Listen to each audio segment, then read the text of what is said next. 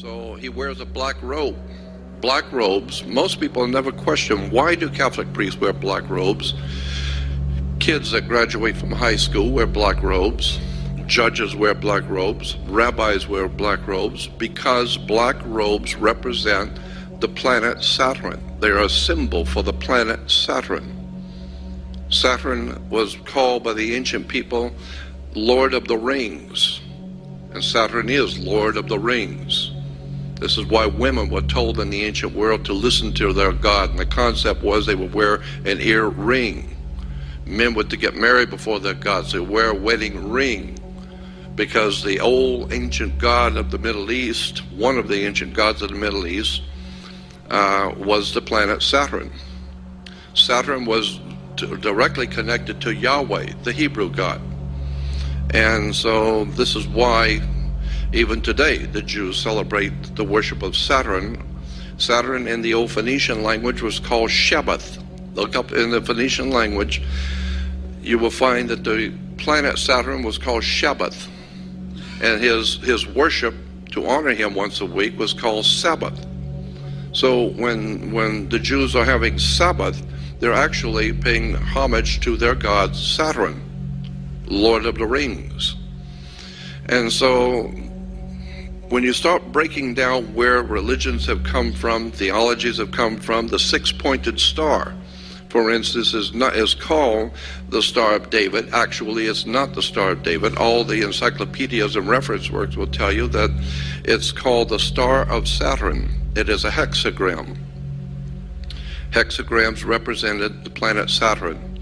So, and then when you look at the Christian system of things, the church is a disgrace, in my opinion, period. The Christian church is a disgrace. Everything that comes out of the Christian church in America is a disgrace. It's filled with lies, deception, innuendos. It is a money-making corporation. It operates under maritime admiralty law. And there is a whole world of knowledge that Christians have not been given about the scriptures, about who wrote the Bible, where it came from. The system of government and laws that we live under today in America and in the Western world is a Druidic system. America is a Druidic country. Canada is Druidic. Like I said, Western civilization is a Druidic establishment. The Druids were a very powerful priesthood in Europe, even before the Roman Empire existed. And they were the attorneys, the lawyers, the religious leaders, the politicians. It was called the Druidic system. And one of the most important symbols in the Druidic system was a magic wand, like Merlin the magician with his magic wand. And orchestra leaders and conductors use a magic wand. That's a Druid symbol.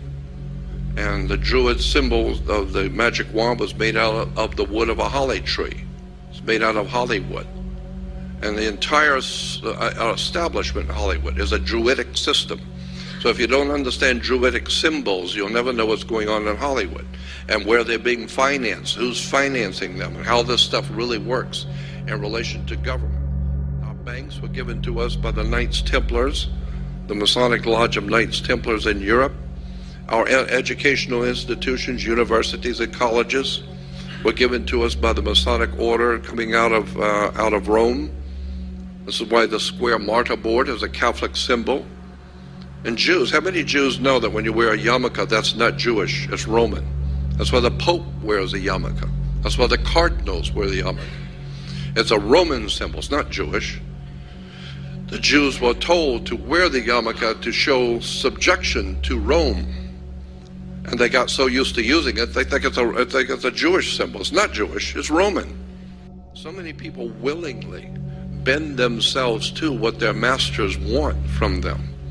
What your masters want is for you to be in compliance, for you to think what they have told you to think. Christians are worshiping the sun, and then when you start looking at how the word S-O-N and S-U-N are interchangeable in Christianity, and God knows there's a lot of information on that, so that Basically, you boil down Christianity as some worship as astrology.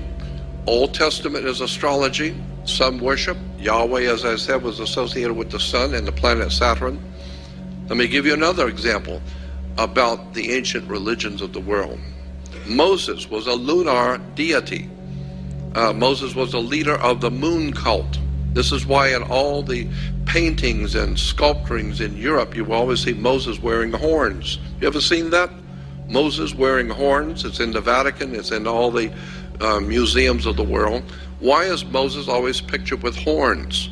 Because Moses was a leader of a lunar cult, the moon worshippers. So at one time the Jews were worshippers of the moon, and that time, a period of time, we call the period of Moses.